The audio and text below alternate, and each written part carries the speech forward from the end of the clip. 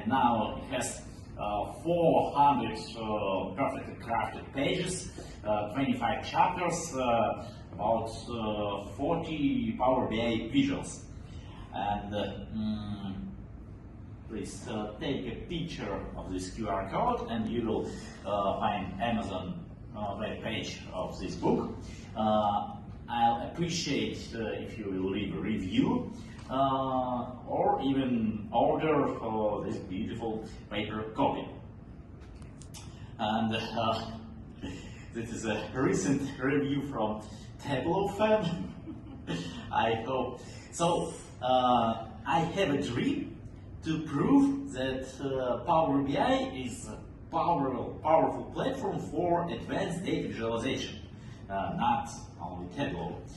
And I am passionate about data visualization. I love to design and develop dashboards with Power BI. There are some examples of my dashboards, and I intend to be the first person who will win Information is Beautiful award with Tableau, with Power BI dashboard, not with Tableau. So let's go to the book. It has 3 parts. The first about classic visuals, pie charts, bar charts, and the part about advanced visuals I divided into 2 sections. First, trusted advanced visuals like bullet charts, waterfall, and risky creative visuals. And let's start from simple educational topic. Please raise your hands who has ever tried to use any chart choosers. Chart chooser. Oh, I mean guides which help you to choose the right chart for right purpose. And how did you find it? Was it helpful? Yeah? So. And as my clients and my students said, they get stuck when they try to navigate through all these directions, relations, and I agree that it's excessive for beginners. That's why I simplified this chart chooser for my book into such a visualization compass. And I left only 3 types of analysis which we use in corporate reporting. Not for data storytelling, not for creative infographics, but for day-to-day routine reporting. We have ranking, dynamics, and structure. And simple charts like bar charts, pie charts, line charts. And I've developed simple rules how to choose the chart. And for my next book for kids, I developed magic creatures. So where is it? Oh, it was not my final version. I was going to show you pie chart as a dog, pie chart as a bamboo. Okay, next time. So let's. Did you send me a different version? You want me to pull it up? Or? Yes, it's my fault. I mean, did you send me 2? No. Okay. It's on my laptop. Yeah, So, in a few words, and I'm sure you use these rules, but let's remind you. If we have a few bars, it's okay. If few categories, it's okay for vertical column chart. If you have more than 10, it gets messy, not illegible. That's why we should transform into horizontal, or if we have not enough space to put all the category labels horizontally, we transform it into bar chart. It's pretty simple. The same for bar charts versus line charts. This border point is around 12 because we have 12 months of year, and we use usually short labels for months. The same, if we have a few data points, line charts look poor, and bars look more eye-catchy. My favorite question: what do you prefer for the structure, the part of whole, pie chart, or donut chart? Pie. Any words? Donut if I have to pick one. Kamala versus Trump, pie chart versus donut chart. Donut if I have to choose. Usually we fail with pie charts and donuts charts because we have too many categories. Anyway, they look messy. That's why I recommend use pie charts or donut charts not for more than 6 categories. If you have more categories, I recommend you use 3 map, and these rectangles, squares have more space to display the data. But when we again have 12 or 15, 14 categories, it gets messy again. This border depends on the available space on your report. That's all on the simple rules, but usually we make mistakes. And now we have coming Halloween, and I will tell you about mortal sins. And first, to use line chart for ranking. We use line charts only for timeline, for time axis, and to show seasons, to show dynamics. It's not dynamics, it's just extending bar. Next, wrong bars.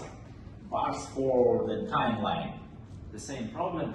Even if you want to save the space on your report, never use vertical timeline. Timeline always goes from past to future, from left to right, not up or down. And the last, my favorite, pie charts, but today the angry pumpkin charts. Don't try to display timeline with pies or donuts. That's all about simple visualization compass. I'm sure you feel these rules, but it may be helpful for you to avoid mistakes with your clients, with your stakeholders, when they ask you to build pie chart of 20 categories. And you may educate them and suggest better options using this simple methodology. There are my characters. They are Eye-catchy, Barney, and Liney. And I have written my book for kids and sent to publisher, so next year I hope I will publish and bring this book here. Next part, advanced visuals. I tried to revamp my own chart chooser, but I stopped at this point, just categorized it and divided it into 2 sections. And when I say advanced visuals, I mention also visuals from basic set, default visuals like funnel, waterfall, but they are not classic, and they fit only for specific purpose. And again, I explain common mistakes and why you shouldn't display timeline with funnel chart or ranking with waterfall chart. And then we go to the AppSource gallery, and I explain different options. For example, we have Gantt chart by Microsoft, by XViz, Map software, and they have different requirements for source data. My favorite topic, KPI cards, or more sophisticated Sankey charts. Then we go to risky, advanced. This is third part of the book. And again, I start from default visuals. You may find it and may be confused. Why scatter plot is risky visual, or what's wrong with the decomposition tree? Nothing wrong, but these visuals are mostly for data exploration when you analyze data personally, not for your stakeholders, not for dashboard for executives. And I warn you from trying to use eye-catchy charts, which may confuse the average user. The same for AI-based visuals, key influence factors, Q&A.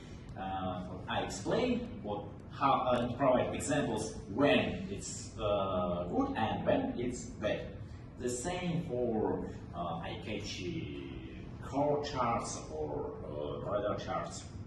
So, finally, what's inside this book? I provide step-by-step guides for each chart option, default, or AppSource gallery, provide examples, explain different source data, and even I developed some quizzes to clarify this material. So that's all, and today I have